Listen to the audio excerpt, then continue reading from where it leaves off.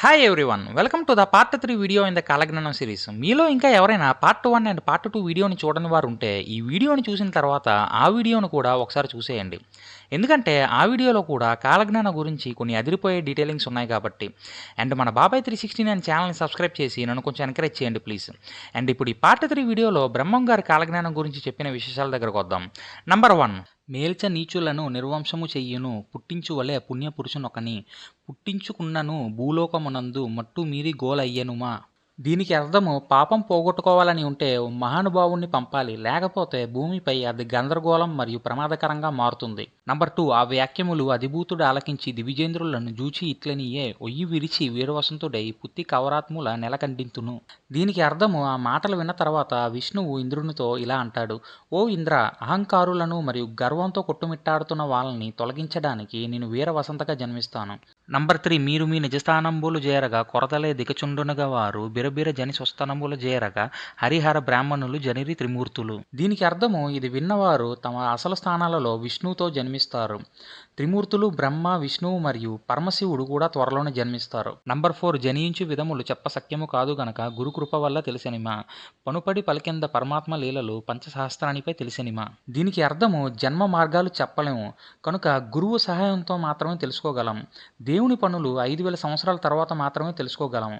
Number 5, యామన కోకచుక్క చొప్పునను 4 Yamala చుక్కలు పుట్టెనిమా. ఇమ్మహీలో నుండు పుణ్యులను రక్షింప శ్రీమాన్ వీరయోగి పుట్టెనిమా. దీనికి అర్థము ప్రతి వైపు ఒక నక్షత్రం ఉంటే 4 వైపులా 4 నక్షత్రాలు పుడతాయి. భూమిపై మంచి వ్యక్తులను రక్షించడానికి గొప్ప వ్యక్తి జన్మిస్తాడు. నంబర్ 6, విదర్భ దేశాధిపతి వెంకటాద్రి శ్రీ వీరయోగి వెంట వచ్చెనిమా. భూదేవి పలికిని భూరాజు పట్టుకు భూములంతా సొంతమయ్యనిమా. దీనికి అర్థము విదర్భ ప్రాంత పాలకుడు వీరయోగి వెంట వస్తాడు. చక్రవర్తి తన కింద ఉన్న అన్ని భూములని ఏకం చేస్తాడు అని మాతృభూమి చెప్తుంది. నంబర్ 7, విశ్వసులోన ఉద్భమయ్యిని కాశకులములో పుట్టెనిమా. పశు సంవత్సరము ప్రకృతిమయ్యిని పశ్చిమ దిశలందు ప్రబలినిమా.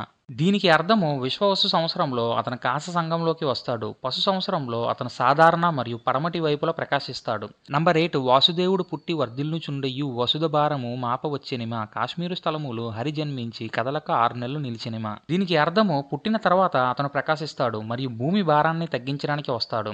కాశ్మీర్ ప్రాంతంలో పుట్టి 6 నెలలు అక్కడే ఉంటాడు. నంబర్ 9, లోగాను మాగాని లోకములెల్లా కాలజ్ఞానము చూడ తెలిసినిమా. వాక్కున దైవము లేదన్న వారెల్లా ఆకు రాలినట్టు రాలెరుమా. దీనికి అర్థము పైకి కిందకి ఈ భూమిపై ఉన్న ప్రతీదీ ఈ ప్రవచనాల నుండి తెలుసుకోవచ్చు. నాలుగుతో దేవుడు లేడని మాట్లాడే మూర్ఖులు ఎండిన ఆకుల్లా రాలిపోతారు. నంబర్ 10, ఆత్మరాములెల్లా వచ్చి కంకణమును అమరులందరూ వచ్చి కట్టెరుమా. ఆ తర్వాతను భక్తులందరూ కానుకలు అలవిగాని ముడుపులిచ్చెరుమా. దీనికి అర్థము ఆత్మరాములు వస్తారు, మణికట్టుకు కంకణాలు కట్టడానికి వస్తారు, అనంతరము భక్తులకి కానుకలు ప్రసాదాలు సమర్పిస్తారు. నంబర్ 11, ధనువు మీద గురుడు ప్రవేశమైతేను ధనువు చేతను హరుడు బుట్టెనిమా. మనసిజ హరణుడు పాశుపత అస్త్రము మన వీరయోగికి ఇచ్చెనుమా. దీనికి అర్థము బృహస్పతి అంటే జూపిటర్ విల్లులోకి ప్రవేశించినప్పుడు భగవంతుడు విల్లులోకి వస్తాడు. పరమశివుడు మన వీరయోగికి పాశుపత అస్త్రాన్ని ప్రసాదిస్తాడు.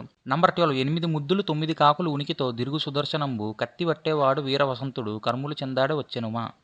దీనికి అర్థము 8 కేజీల బరువు మరియు 9 అడుగుల పొడవున్న మోషన్ సెన్సార్లా కదిలే సుదర్శన చక్రంతో వీరవసంతుడు కర్మలను చంపుటకు వస్తాడు. నంబర్ 13, కుంభముందు గురుడు ప్రవేశమైతేను కుంభిని కుదురుగా నుండినుమా. శంభుని అనుమతి చేత శంఖచక్రధరుడు శాంభవి పట్టణం ఏలినిమా. దీనికి అర్థము బృహస్పతి అంటే జూపిటర్ కుంభరాశిలోకి ప్రవేశించినప్పుడు కుంభము నిశ్చలంగా ఉంటుంది. శివుని అనుమతి తర్వాత అతను శాంభవి పట్టణాన్ని పాలిస్తాడు. నంబర్ 14, బిరుదైన పెనుగోడు మీదను ముందర బేరిద్వాని వినవచ్చెనిమా. కర్ములు 16 కలిగిన కామిని గండికోట మీద తిరిగినిమా. దీనికి అర్థము ప్రఖ్యాతి గాల్చిన పెనుగోడ కోటపైన ముందు భాగంలో గొప్ప శబ్దాలు వినిపిస్తాయి. 16 చేతులు గల కామిని గండి కోటపై సంచరిస్తుంది. నంబర్ 15, పాంచనాన కులములో ప్రఖ్యాతమయ్యిని పార్వతి నేత్రము తోడుతో పాశుపతాస్త్రము చేతపట్టుకుని పర్వతము మేర జేరునుమా. దీనికి అర్థము పార్వతి కన్నుతో పంచనాన కులంలో ప్రసిద్ధి చెంది మరియు పాశుపత అస్త్రంతో మేరు పర్వతాన్ని చేరుకుంటాడు. నంబర్ 16, ఉత్తర దేశంన సత్తుగా ప్రజలంతా కత్తులతో వేటలాడరుమా. ఉత్తమాటలు గావు నది నదములు పొంగి ఊళ్ళని కొట్టుకుపోయినిమా.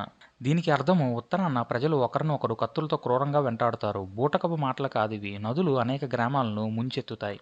నంబర్ 17, భాగవతములోన సుఖయోగి పలికిన భావికాలము దృష్టమయ్యినిమా. మాఘ బహుళయందు మావారు వచ్చారు మహిమీద సంభ్రమములయ్యినిమా. దీనికి అర్థము భాగవతంలో శుక మహర్షి పరిస్థితులు ఇలానే ఉంటాయని చెప్పారు. మాఘమాసంలో నా ప్రజలు వస్తారు మరియు భూమిపై యుద్ధాలు జరుగుతాయి. నంబర్ 18 కన్యలోన శని ప్రవేశమైతేను కమలనాభుడు పయనమయ్యనిమా సన్నజాజులు వన సాయం సమయమందు సత్మన్యుడు కురిపించెరుమా. దీనికి అర్థము శని కన్యరాశిలోకి ప్రవేశించినప్పుడు భగవంతుడు ప్రయాణం ప్రారంభిస్తాడు. సాయంత్రము ఇంద్రునిచే పూల వర్షం కురుస్తుంది. నంబర్ 19 వినుకొండ దుర్గమ్మ వీడు వెడలి వచ్చి వీధులు వెంబడి తిరిగెనిమా కనకగిరి వద్ద కలంబులయ్యిని కంబోజ దేవియు బుట్టెనిమా. దీనికి అర్థము వినుకొండ దుర్గమ్మ కోటను వదిలి వీధుల్లో తిరుగుతుంది. కనకగిరిలో తగాదాలు జరుగుతాయి. కంబోజ దేవత పుడుతుంది. నంబర్ 20 హేమాద్రి రజతాద్రి తర్క్వాదముల వల్ల రామధర్మజ్జులు వచ్చేరుమా హేమాద్రి హేమీలు కొలిచేరు ముందర హేమపీఠము మీద చేరురుమా.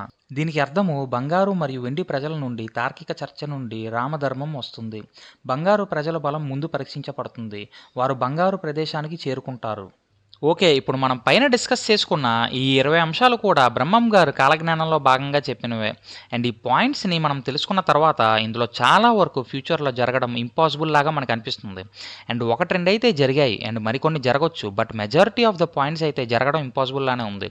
అండ్ మీకేమనిపిస్తుంది? బ్రహ్మం గారు చెప్పినవి చెప్పినట్టు జరుగుతాయి అంటారా? ఆర్ జరగకపోవచ్చు అంటారా? మీ ఒపీనియన్ ఏంటో మీరు కింద కామెంట్ బాక్స్‌లో కామెంట్ చేయండి. నేను చేసిన ఈ వీడియో గనక మీకు నచ్చితే ఈ వీడియోని లైక్ చేయండి, మీ ఫ్రెండ్స్‌కి షేర్ చేయండి. అండ్ మన బాబాయ్ 369 ఛానల్‌ని సబ్స్క్రైబ్ చేసుకొని నన్ను కొంచెం సపోర్ట్ చేయండి. అండ్ బ్రహ్మం గారి కాలజ్ఞానం పార్ట్ 4 వీడియోతో మళ్ళీ నేను మీ ముందుకొస్తాను. మీ ఫ్రీ టైంలోని మన ఛానల్‌లో ఉన్న వీడియోస్ అన్నిటి మీద కూడా ఒకసారి లుక్ వేసేయండి. ఎందుకంటే వాటి వల్ల కూడా మీరు చాలా ఇన్ఫర్మేషన్‌ని గ్యాదర్ చేసుకుంటారు కాబట్టి. నేను ఇంకొక వీడియోతోని మళ్ళీ మీ ముందుకొస్తాను. అప్పటి వరకు కీప్ వాచింగ్. జై హింద్.